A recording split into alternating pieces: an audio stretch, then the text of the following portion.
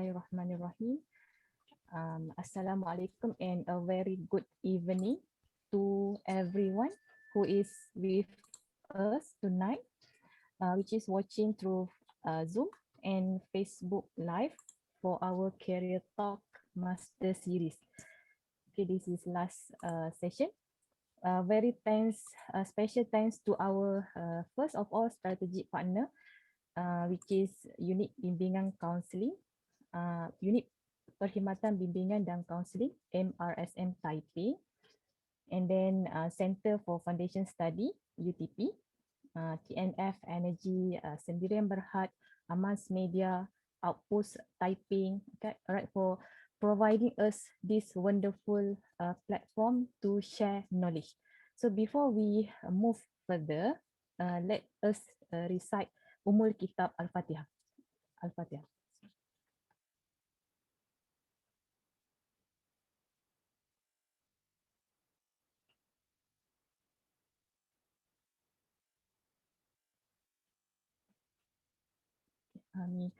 All right, now our topic for today is why material engineering, right? In UTP, we in short form MAE, right? And then job opportunity. So this is we will discuss on job opportunities and also a career prospect. So we will meet and talk to the industry expert with our special guest, which is Sir Ahmad Shafudean, Kamaruddin, which from ANSARA Taiping, SPM batch 1992, right? And he is now work as an integrity assurance leader, right? At Repsol Oil and Gas Malaysian Ltd, right? We had love your participation in this talk. So for any question, if through Zoom, you can just send through meeting chat here, right? Through Zoom. Okay, and if through Facebook, also you can ask a question, all right? And then without further ado, so I would like to invite Sir Shafudean to the screen, all right? The screen is yours, Sir Shafudean, right?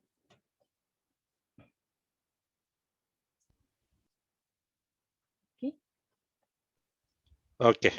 All right. Assalamualaikum and selamat sejahtera to everybody, and thank you first and foremost to moderators and for those yang invited me to present this lah.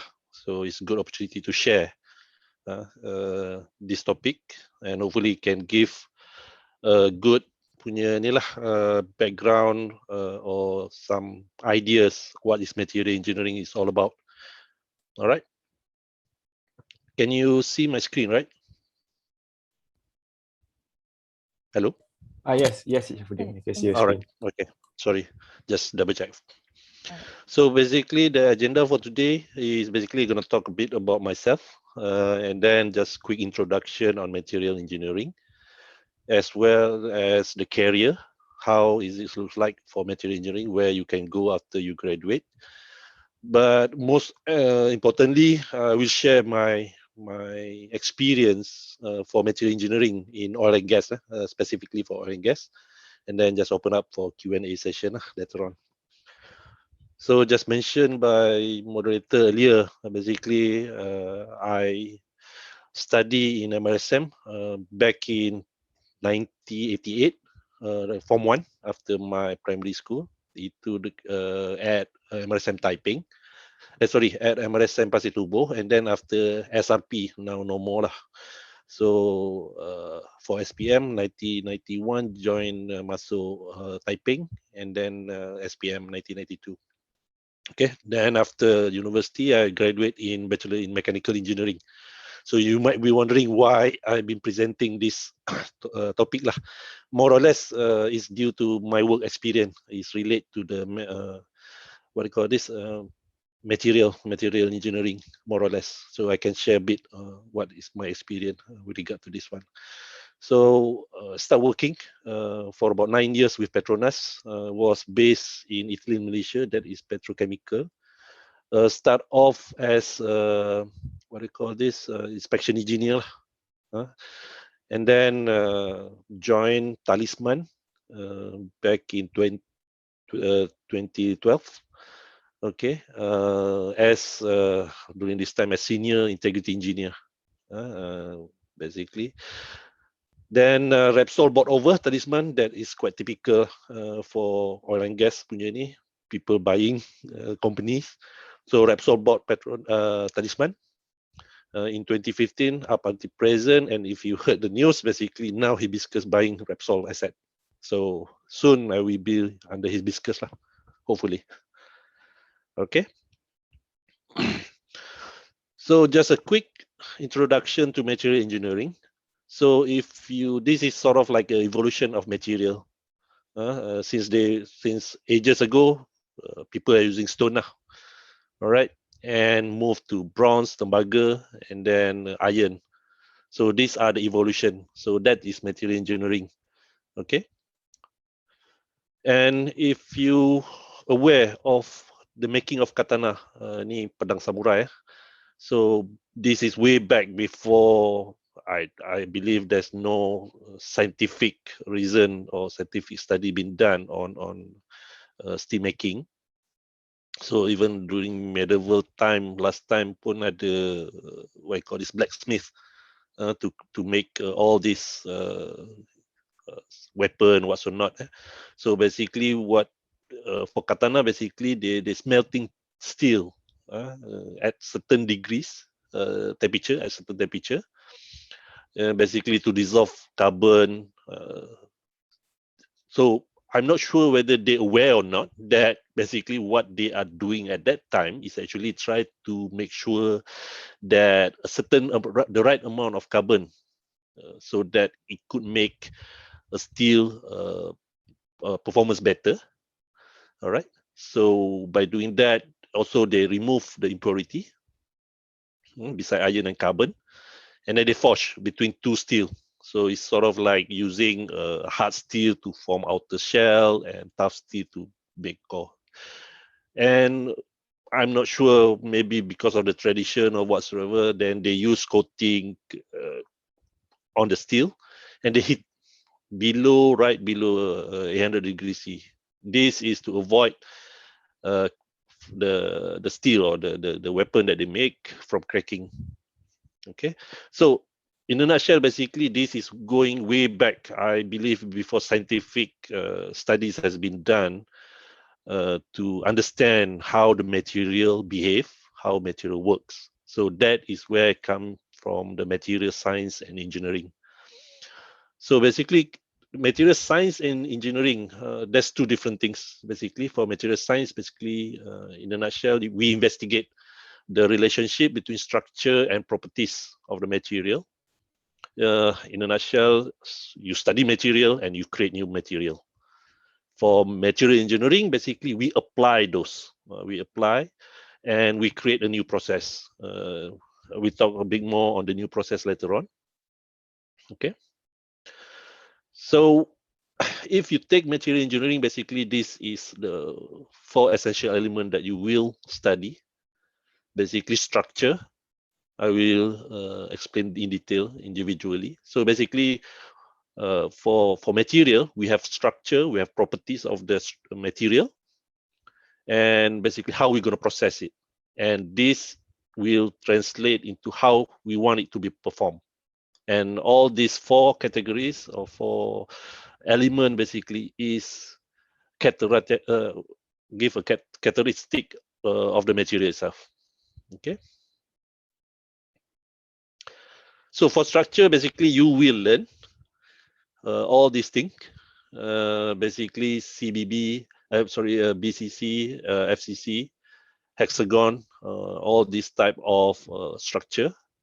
You will understand material. They will have all this what I call unique structure for themselves, and also you can see how it looks like for perlite. Basically, this for steel. Basically, how it looks like under the microscope. And I put in iron carbide diagram. For me, I think as a mechanical engineer last time, when I studied, basically, we do have one course under material science, was or not, and iron carbide diagram is one of the things. Okay, and when I work, basically, iron carbide diagram is one of the most important diagram that we always refer to, especially for welding and whatnot. So this might give you some hints that try to understand the essence when you study. Try to understand how it's going to be implemented, not just for what I call this, memorizing for the exam only. That's what I did last time. For property, basically, for material, you have physical properties, chemical properties, magnetic properties, whatnot. Okay, so one of the area basically we are looking at is on the properties. Means that what is the strength of that material? Senang patah ke, senang all those things. Is it ductile? Is it brittle? All right, and chemical composition is more or less is a recipe for the material itself. You might want to add in a more chrome, whatnot. It can change the characteristic of the material. This is where how you want it to be performed. Okay. We also have the material on the magnetic, whether it's magnetic or non-magnetic, whether it's conductive, thermal, conductive, or is it insulator, those type of things. Okay. This is the processing, how from the material, from the iron, whatnot, how it been processed to make an end result or end product, basically. So it's worth noting that structure, you see the BCC, FCC, also not determine the properties of the, what do you call this, of the material. Properties means how is strength, how is chemical composition, what's not. But processing itself will determine the structure of the material. When I talk about processing, it means that, for example, if we do hot rolling versus cold rolling, then the material is going to change. Characteristically, is going to change. It will give a different characteristic of the material. Okay, this is some of the example that you guys will learn under material engineering. For mechanical, basically, we just touch a bit on the material, for example, metal alloy, ceramic, composite, polymer, whatnot. But I believe for material engineering, you're gonna dwell into all this in detail. All right. And this is basically you guys gonna learn how the metals, polymer, whatnot, how it's gonna be used and for the semiconductors and as well as biomaterial. Okay, so there's a lot of application from the material itself. You can create or you can change, and it can become a new product that can be used in our day-to-day activity. If you look, for example, ceramic coating, we can use on the car. Now glass coating. So those type of things that coming from the material engineering. Okay. There's a potential industry sector. This is just to give you guys a quick glance on the prospect, what I call this, employer for you guys after you guys graduate later on, if you take the material. There's a vendor or service provider, what you call it, SBM offshore. This is for drilling, also not out there.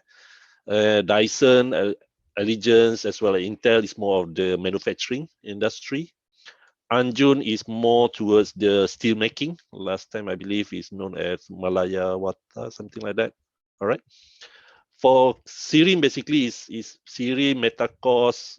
This is more towards lab testing, giving what I call this character, give all this report on the material itself. All right. So this more Sirim and Metacos, they do more towards the lab. There's a government as well, government agency known as DOSH, Department of Occupational Safety and Health. DOSH basically is managing all the what I call this work that especially involved with equipment, what's or not. Okay, so that's a prospect as well. Of course, PETRONAS, oil and gas. I don't put everything, but basically oil and gas definitely. There's a consultancy as well, agency like Intercourse or SGS, more to inspection, as well as the BASF, which is on the petrochemical industry. So there's a lot of opportunity out there for material engineering graduate later on. Okay, this I'm going to dwell a bit in detail. Right, for job position, you might see later on if you're going to apply or look for a job through internet or newspaper, whatsoever. These are typical position that relate to the material engineering. Okay, that's going to be inspection engineer. This is where I begin. So basically, what inspection engineer do is we manage the static equipment. Static equipment means that pressure vessels, piping, whatsoever. Okay, we do the inspection and manage, make sure that all this thing is in order. Okay, pipeline, as mentioned, is more focused to the pipeline integrity, how to repair, whatsoever. All right. Corrosion engineer, same, basically managing the corrosion. Material, of course, managing the failure analysis, investigation, whatsoever, as well as there's other things that, but this just give you guys a quick glance of what's out there. Material engineer also can join under project as a project engineer. So you guys gonna involve in the design, fabrication, commissioning, whatsoever. Okay. You guys can go into the mechanical. Nothing's because more or less material and mechanical more or less is closely related. Okay, welding engineer, this definitely materials. You're gonna be involving in the joining materials, two materials joined together. It might be similar materials, it might be different materials. So that's area where material engineers will be needed under as a welding engineers. Well, there's going to be a lot of opening for sales engineer or as a buyer. This basically you're going to manage the equipment procurement, whatsoever. Okay. For minimum requirement under SPM or technical qualification, that's going to be NDT examiner. So these guys basically do the NDT, which is non-destructive testing, either basic or advanced NDT. There's also equipment inspector. This basically they're going to carry out the visual inspection on the static equipment, whatsoever. There's also QA/QC inspector. This is going to manage the quality inspection and the checking, especially at fabrication yard. So if you look at all these things, this basically what I mentioned earlier is basically this is typical position out there. But most of the time, it depends on the company itself.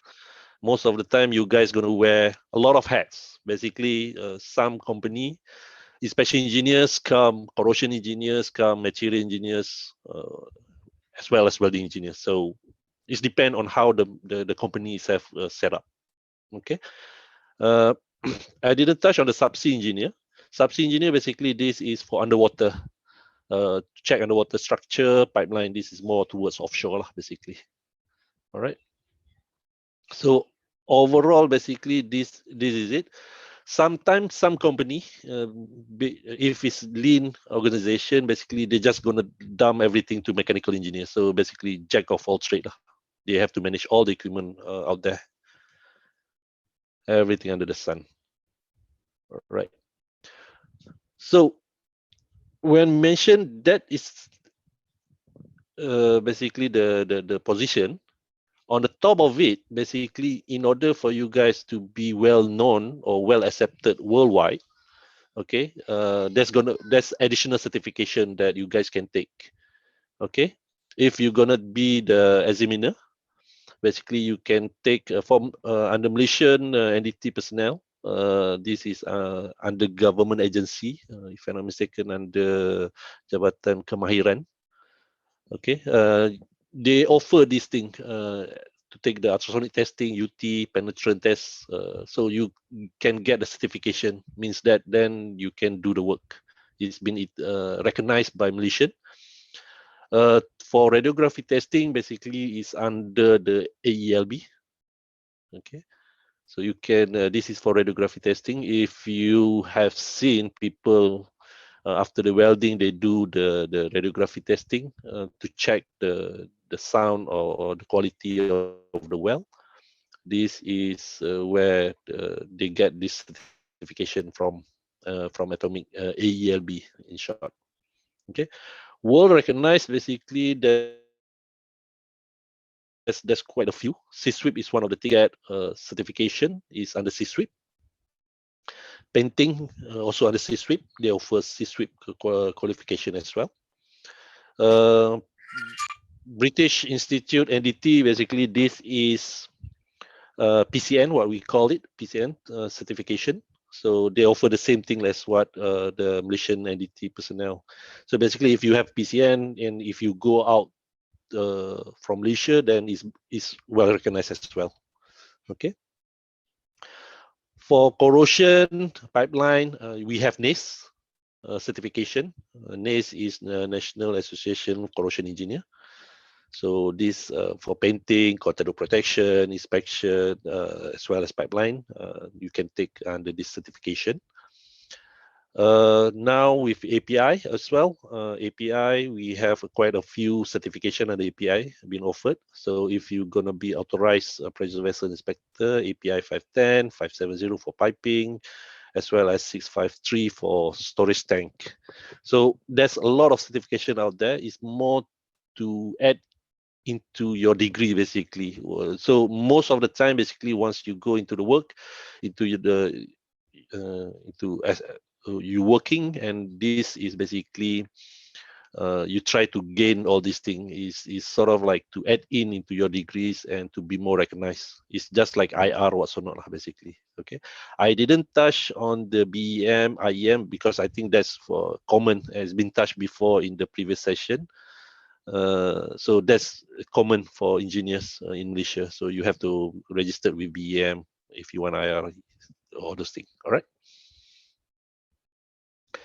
So this is basically what you gonna learn or relearn when you go into the as a when you're working, basically. Okay. How I gonna split this one up is through technical and soft skill. Okay, I just try to go one by one. For you have engineering foundation. This is your basically the degree that we have. So we have studied all this engineering back. We have all these things as our foundation. Then that's split up into MCI, what we call it, material corrosion inspection. So basically, we're going to learn about quality control, fitness for service, failure, welding, all these things. Okay, risk-based inspection. So we learn. You guys are going to learn or relearn. The reason why I say relearn is you could, because UTP could have all these things tailor-made for the oil and gas. So you guys might see the same thing as what mentioned here as well. All right. Soft skill, this is one of the things that I would like to address that you guys need to have, regardless of which discipline or which degree that you're going to take or course you're going to take. You have to build up your presentation skill, okay, communication skill, problem solving, technical writing, and networking. Basically, networking is important. So it's basically when you go out there, first thing you look is for your friends. It's basically for sharing information, what's or not. Okay, this thing we need to have. So we need to build up from the university, from now, basically. Okay, and most important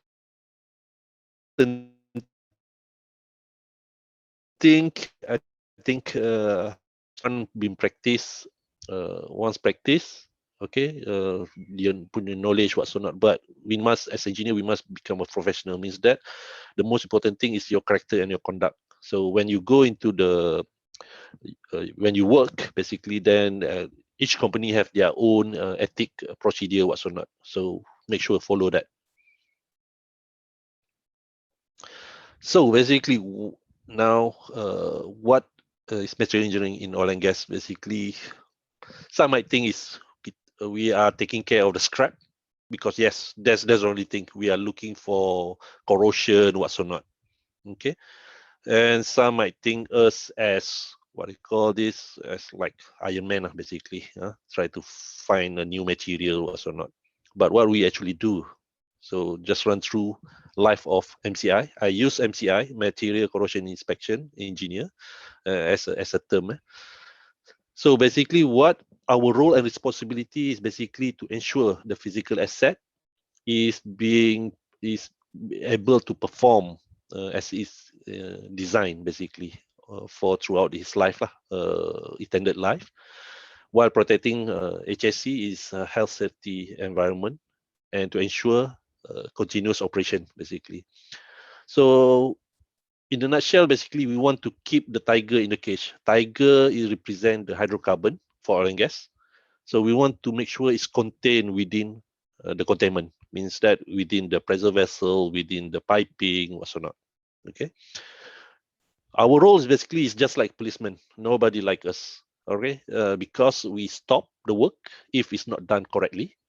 Okay. And we also adjudge. Means that if we see from our inspection what's or not that the vessel is not fit for service anymore, then we have the right to say to stop operation. Okay, because safety, HSE is the most important thing. I'm gonna talk about these are typical phases, what we call in our term, basically cradle to grave. From cradle to grave means that from the birth of the platform or the plant up until is decommissioning, means that it stopped the production. Okay, so that's 5 phases is under. So I just run through these 5 phases. Basically, one is feasible study. Basically, feasible study is just a group of people, economists, whatsoever, try to look whether if they're gonna build this, how in terms of economic, whether is gonna be untung atau tak lah, basically. Okay, once that pass been approved, the feasible study, then it goes to, you might heard this term, FIT as well, or basic engineering design. So this is the process how the asset been built, basically. Once the FIT has been approved or been finalized, then it go to EPCC, basically the engineering, the detail design, as well as the procurement, buying the material, start constructing, and then commissioning, means that's put in that into the operation. And operation, operation basically the longest duration in asset life lah, basically. Once it's not been economical whatsoever, then there's a decision whether to decom or to abandon. Okay, so if you look at the chart there, it's basically it shows in terms of the life or duration. So most of the asset, basically the operating life normally is going to be for platform is going to be between 15 to 20 years normally. Okay,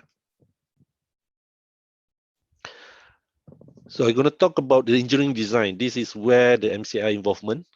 So it's basically you guys going to be work together with other discipline, operation, what's or not, designers, and basically what you're going to do is going to give our input from corrosion point of view, material selection, corrosion, all those things. So we're going to provide those in order for them to come out with the good or sound design. Okay, and it's always told this to my guys, basically it's always easier and cheaper to erase the line on the drawing rather than to repair or replace the failed part once it's been operated. Okay, so this is where basically most important stage, we must done it right first time lah, basically. Okay. So if you can see, there's on the side there is basically this is PNID. You can see the vessel. So this is what it's all about. Okay. So coming out from this, then it goes to construction. Construction basically is they're gonna start building the platform or building the vessel, whatsoever. So this is where we come in. So our reference basically is regulation, legislation, code, and standard. FMA is Factory Machinery Act 1967. This is under been enforced by DOSH, Petroleum Act as well. So these two is Malaysian Regulation Act, and we have our ASME boiler and pressure vessel code. This is basically a construction code, basically, or standard. So we just follow those. It's already been stated inside there what's need to be done, what's not, how it's gonna be done. Okay. For piping, we have ASME 31.3, and for pipeline, we have 31.4 as well as 31.8. Okay. So you can look this one up. So this is our reference. So it's not something that we do out of thin air. It's basically we do have a reference. So we just make sure that we follow it thoroughly. And this is where we make sure the quality of the work being done is as per code and standard. So we make sure, or we review the document on the quality manual, make sure they have the quality system in place, they have the quality plan. This is basically the ITP, what we call it, inspection test plan, what they need to do, all the sequence, all the SOP, what's or not. And we must make sure everything is be recorded and be signed off. This is for future reference. In case that anything goes wrong, then we can go back and look at this record. Right. As mentioned earlier, operation basically is the longest duration in asset life. So for us, for MCI team, basically we use this plan, do, check, and act PDCA cycle. So just run through you with this PDCA cycle. So when we do the plan, basically what we are looking at, we always question ourselves like this: what we are looking for, where we are looking for, when we should look for it. Okay, so this is where we come in. Material, what's or not, material engineer, corrosion engineer, inspection. We brainstorm together with operation and others, maintenance. So basically, we try to understand where are the damage could happen. So we predict where it could happen. For example, over here we try to identify from the line, the piping. So normally the area we are looking for is at the bend because of the flow going in, and it could make erosion. Deck leg where it's been stagnant. Injection point where the flow become what do you call this, not linear, so it could create some turbulence over there and erode the piping. And after the control valve also not, because the flow change. So when we are going to look at this, those are where we come in and we try to figure out. So from those we come out with once we identify where, so we mark up on the drawing, just like this GA drawing, general assembly drawing. We mark up the area, then the inspector or the examiner is going to go and look and do the inspection for this one, or or ourselves. Okay. Then we use computerized management system, maintenance management system. Typically we use SAP, some use Maximo, what's not. But all in all, basically we must make sure that safety and the business goal is met. Business goal means that is whatever that we want to do is within our budget, and as well as for the safety of the people as well. So we must put that thinking when we go, or when we do the planning. So we have done the planning. Now is basically execution. So if you can see over here, basically there's a pressure vessel. This is typical work that we've done. Over here, you can see there's the steam drum for the boiler. people, the inspector doing the inspection on the tube also not make sure that there's no anomaly or no, what they call this, defect. Okay, and if there's defect, then we can identify. You can see there's a marker over there mentioned crack. Sure, okay, crack.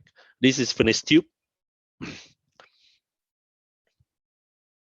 This is the material inspection. So when the material come in, the new material, we must make sure that whatever we buy is as what been delivered.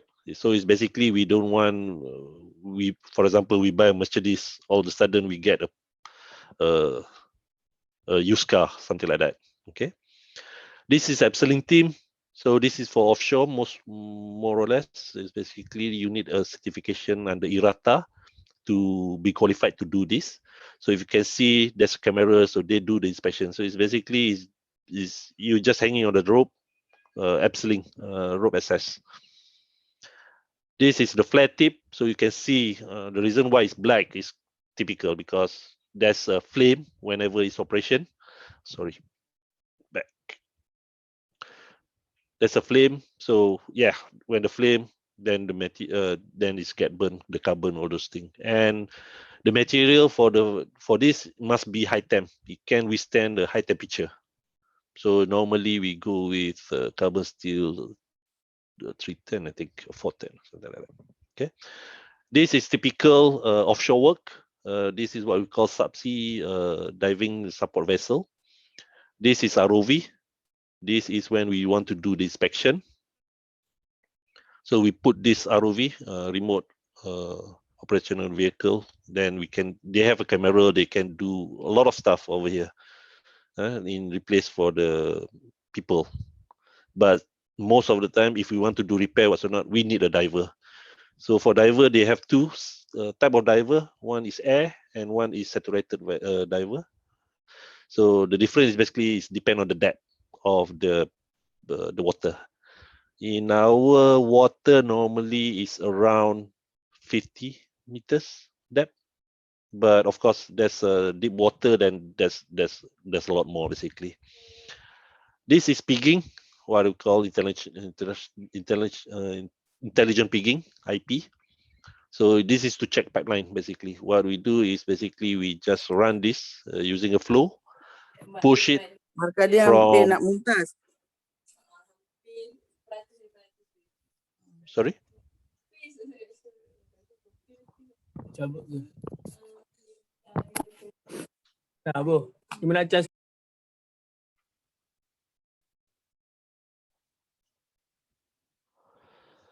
Okay, so when you have done the inspection was or not, then we're gonna have the report.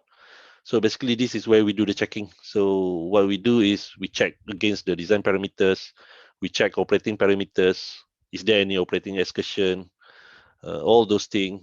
So in a nutshell, basically, we are looking in managing the risk. Risk is basically probability of failure times the consequence of failure. Probability of failure means that how soon or how this thing could happen in terms of probability, and if it happened, what is the consequence of it. So this is how we manage our asset basically, is based on the risk. Okay. So if you look, this is typical, the green one is typical RBI cycle. So basically it's a pool of people. This is where you, as material, you will provide this information or give your expertise to identify the damage mechanism based from the report, whether theoretically is what been theoretical could happen, whether that's happened or not, those type of things. And basically you're gonna go across your design analysis or design basis, whether whatever that been designed or assumption during the design stage is as per what the report said basically.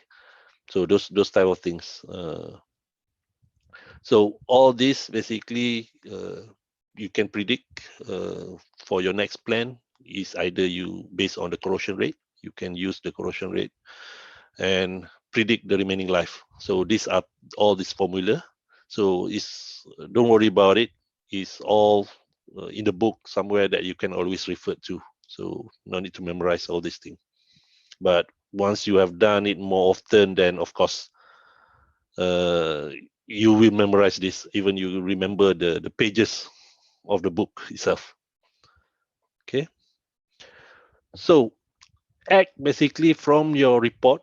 So if you find something that need to be rectified, then you have a few options basically. Either you want to modify or you want to temporarily wrap, as for photo here. Basically, this is being wrapped to avoid further damage or to avoid the process liquid or whatever the product inside from coming out. You can also request for shutdown in order for you to rectify, or you can do mechanical clamp, or if it's not leaked yet but it's about to, then you can derate. It's basically you reduce the pressure or whatever to ensure that with remaining thickness that it still can withstand uh, to and sustain the operation basically. Or you can propose for permanent replacement. So all this thing is basically is, just as I said, is based from your recommendation. So you need to have all these things. uh, understand the report. Basically you analyze and what is the next action.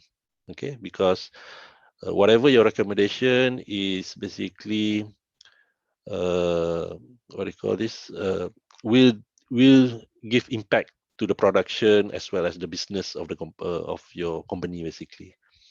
Also, we do the failure analysis. If there's a fail part, so this is it. This is our typical work. Well, hopefully not often, but if there's cases, then we have to go for failure analysis, whereby if you can see over here, there's a visual. This thing basically we send it to lab.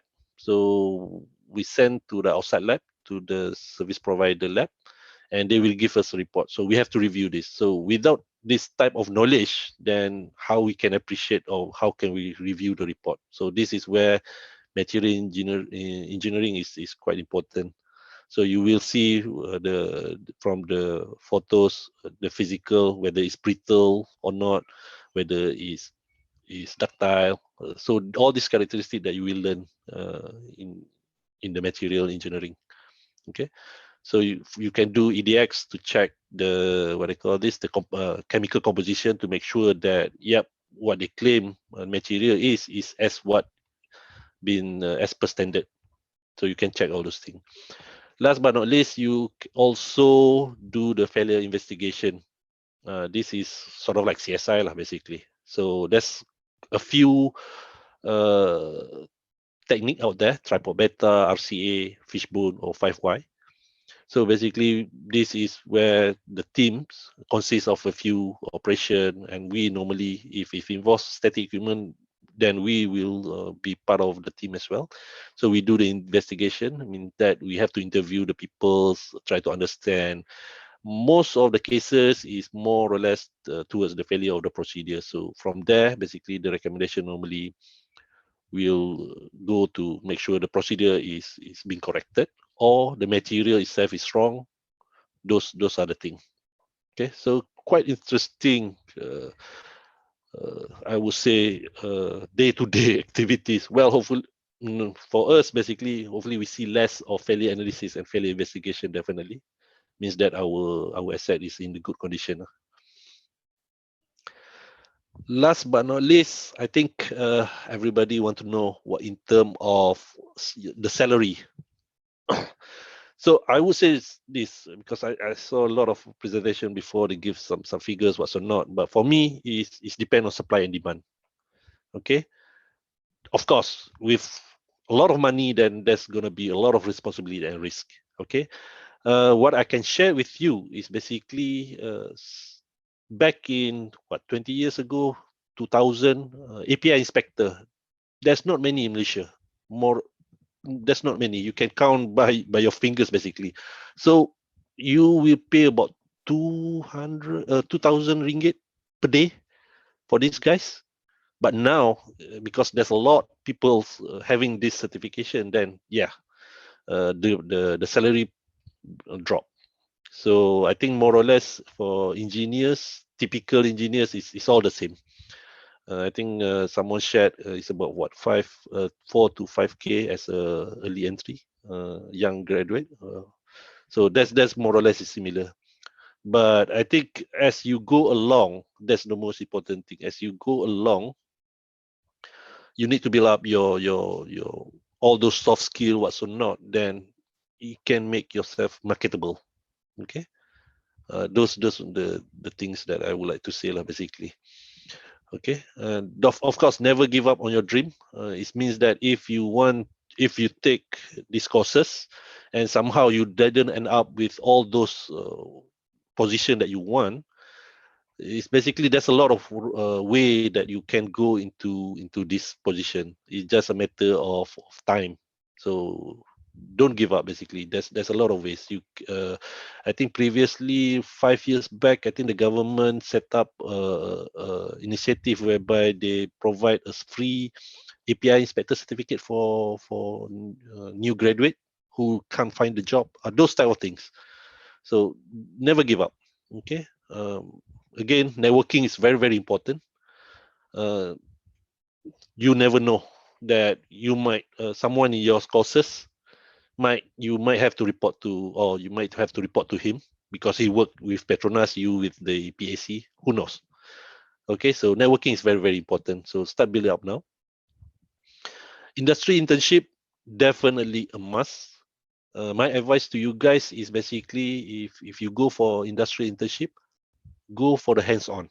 Means that don't go for KL base or so not. Go to plant, petrochemicals, gas, refinery, whatsoever. Go for that because that is where you will learn for your 8 months, if I'm not mistaken, UTP. So that's really, really important. I have a few UTP student who underwent this internship program and see a lot of characters basically. And the good thing that's one is basically these guys basically introduce a new things that that we are using it till now. Basically, I believe they are using till now because I'm just so it's more towards the prediction of the furnace tube in terms of when it's going to be filled. So more or less based on elongation, what's or not. So it's quite accurate. Just using Excel, those type of things. And industry internship basically give you hands-on in terms of it give you a feeling of what's going on, and you can learn faster. Huh? Challenge the norm. Yeah, of course, I'm not asking you to become pembangkang all the way, but what I try to say here is more or less is just sharing with you with my experience basically when I go in as a young engineers. So I just follow basically. For example, they do the inspection, all these things. Just follow. Never ask question. Just it's for us. It's okay, fine. It's been used all this while, but after a while, for example, why we do the checking same place we never found anything for the last 10 years, why we need to do that?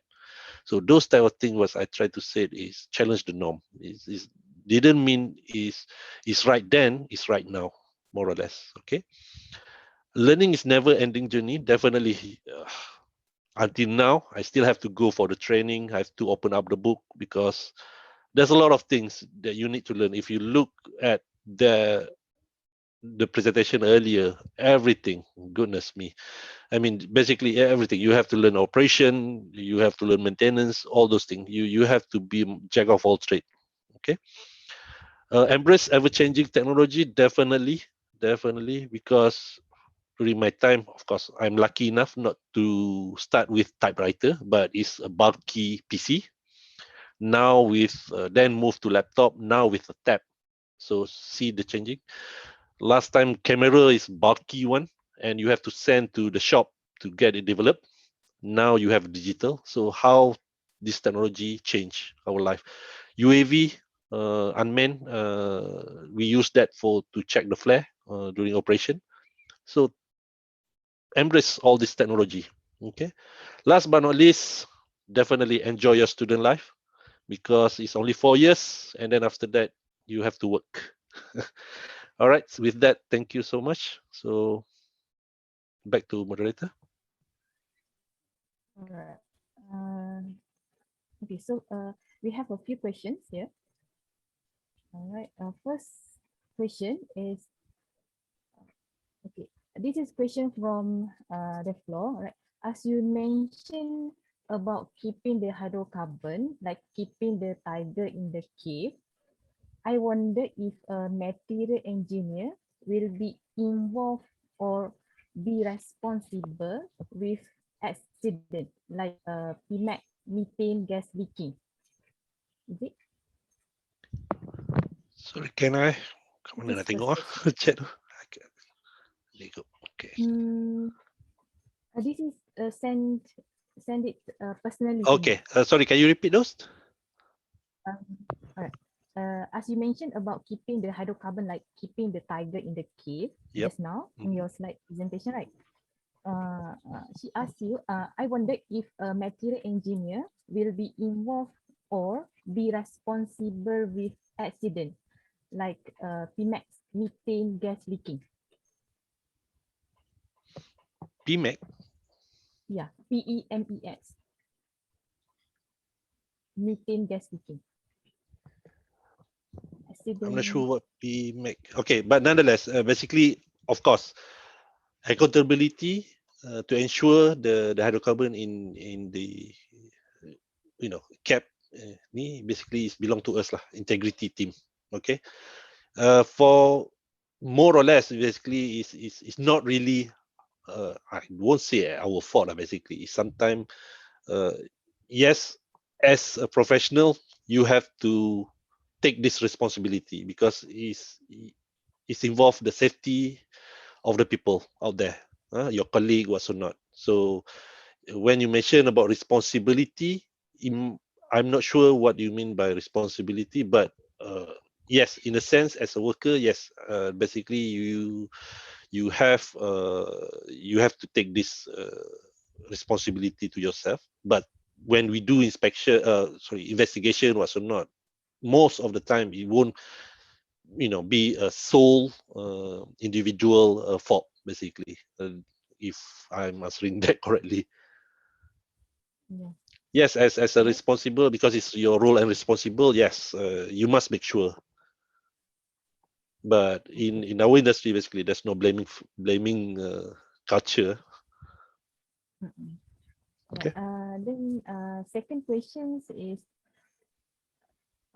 is NTB engineer is a good career choice nowadays? NDT examiner is basically non-destructive testing. Yes, it's good. There's a lot of work because our asset is getting older.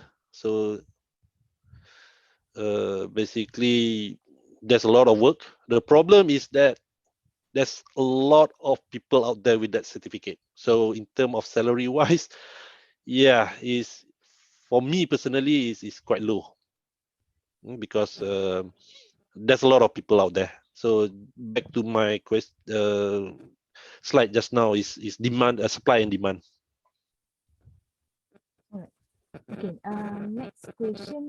What is the prospect for material engineers in the field of R&D? Okay. I think for pure material engineer normally for PETRONAS. So last time they normally reside in the GTS whatsoever, the Group Technical Services. So these guys basically, yeah. R&D for oil and gas, I'm not really sure. There's some area under PRSS, yep, maybe, but more or less, I think R&D is towards the university or to do research. So yep, I hope that can answer it. Alright. Next question. Okay, next question. Mechanical engineering seems to be a very broad area that we can just join in any sector. Is it to get a degree specialized in something rather than going Okay, if I may get this correct, basically, so the question is saying that mechanical engineer is better choice compared to material engineering, correct? Mechanical engineering. Yeah. Sorry, I'm breaking actually. So, uh, mechanical engineering, basically, if I may answer this, yep, is very broad, okay. But for MCI, it's very niche. I would say position whereby, for example, material once you join in is more specific to inspection what's or not. Yes, mechanical engineer you can go into maintenance, into project or what's or not. But for material, basically you are more focusing towards I would say MCI per se.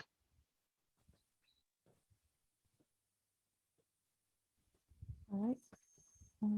This is repeating question. Okay, next question. Okay, in what ways do mechanical engineers and material engineer work together, and in what industry? Mechanical and material. So I'm not sure. I never experienced in other industry. So I just relate to oil and gas. So basically, material, just like I said, is always constant communication between material and mechanical engineer in terms of identifying whether the material being used is suitable or not, or is there any out there a new material that can further improve. For example, previously we use what they call this rock wool as our insulation material.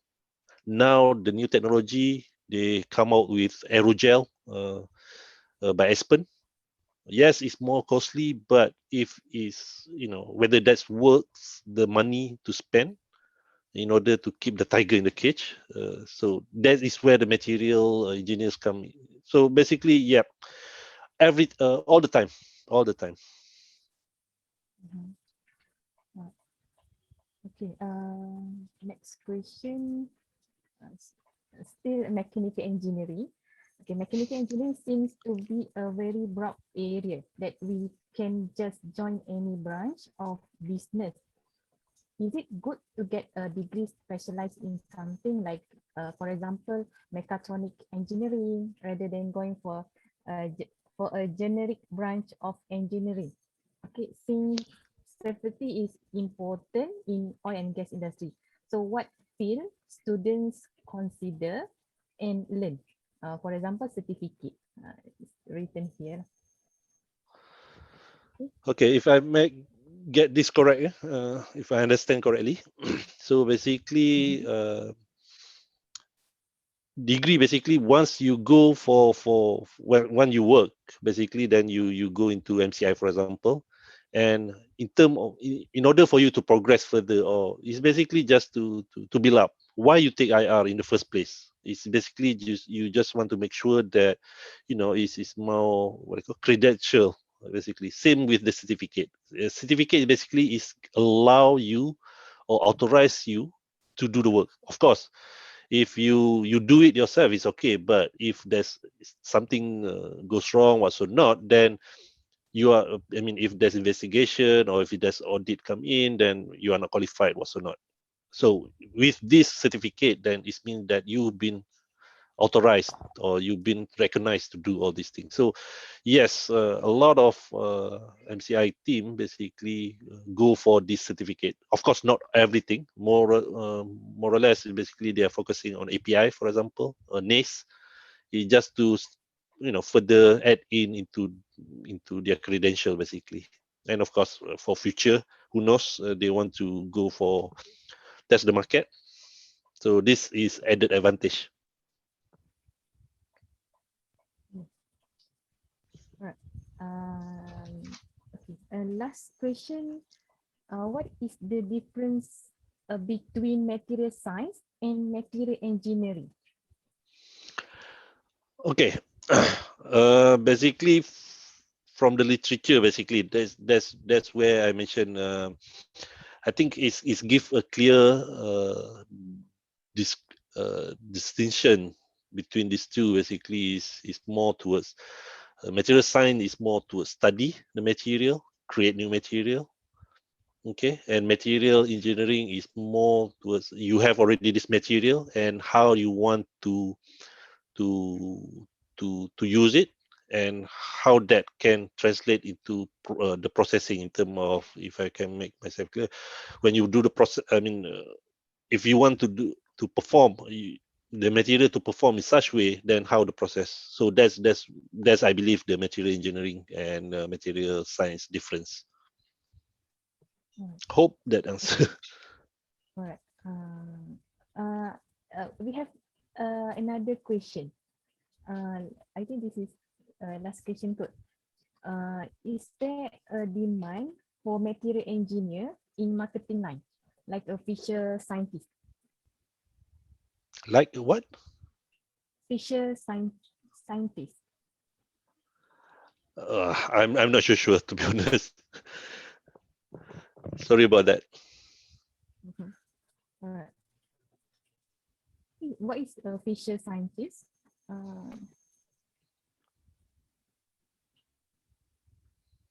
Okay. Alright. Next. Can we take another question, Sir Shafudean? Boleh. Tak ada hal. Okay. This is Fisher. last question. What is your advice on a student pursuing their study in mechanical engineering? Maybe because I'm mechanical engineer background. Okay. Okay. Okay, I answer this one first. I just saw this question. So, for me, individually, basically, I go for mechanical engineering because someone advised me that this is broad. Just like someone mentioned, means that the scope, you can go into everywhere, anywhere under mechanical punya ni lah.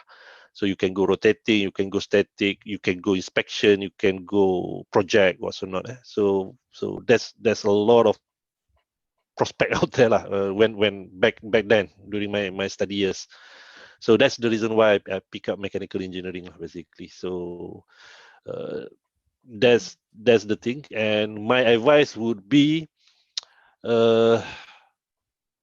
appreciate and try to get the essence of the study. For example, I just shared with you, during my time I learned boilers. Well, UTP maybe they closely relate to oil and gas lah, but for me basically we learn ship boilers. I have no idea ship boilers, so just learn. And when go for the petrochemical, I just pass by the boiler, keep asking my technician, where's the boiler? So that's the first time I saw how the boilers look like. So I think appreciate what you study and try to relate how it been used in real life. That's me. I mean, yeah, I agree. Myself, I just study just to pass the exam.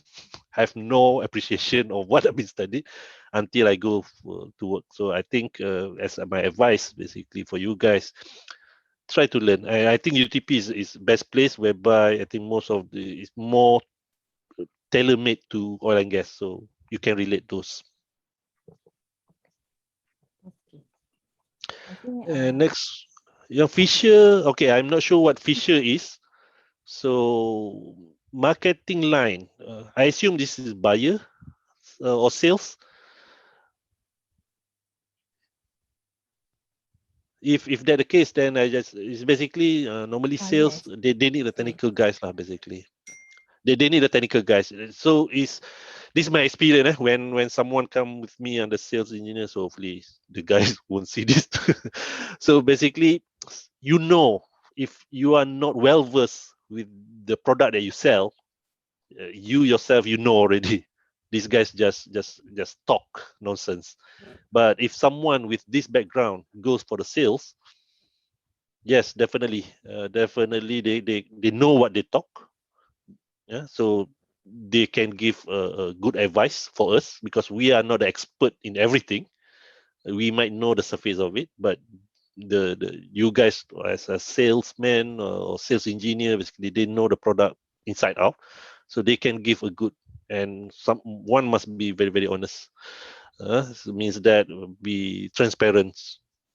Because we know every product they have this advantage and disadvantage. So it's just a matter of most sales person, basically they just want to tell the good things about the product and try to hide the disadvantage of it.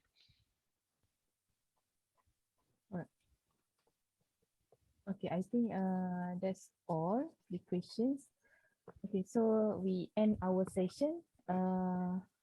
Thank you so much, Sir Shafudean, for spending your time sharing with us on this career opportunity in material engineering, right? And also many thanks as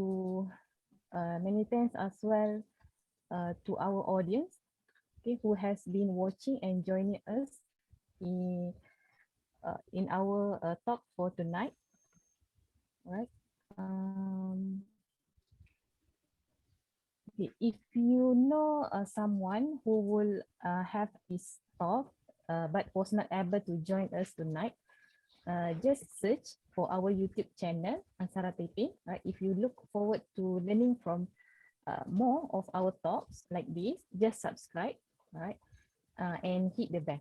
And also don't forget to give our video a thumbs up if you like our session, right? Again, we will not have this platform if not for our strategic partners to thank for, which is Perkhidmatan, Bimbingan dan Kaunseling, MRSM Taiping, CFS UTP, Universiti Teknologi PETRONAS, PNF Energy Sdn Berhad, Aman's Media and Outpost Taiping. Okay, so let us close this session tonight with Tasbih Kifarah and Surah Al-As.